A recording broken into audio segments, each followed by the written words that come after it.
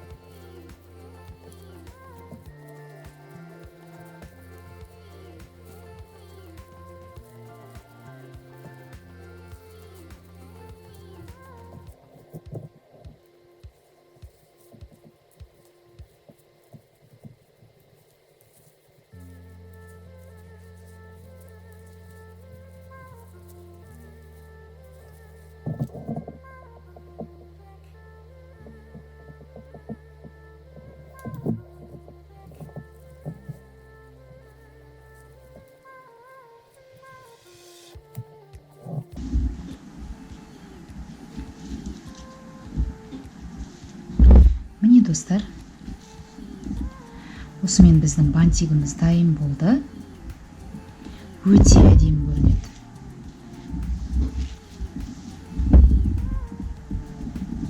Егер де менің жасаған бантигім сіздерге ұнаса, менің каналыма тіркелуді ұмытпаңыздар.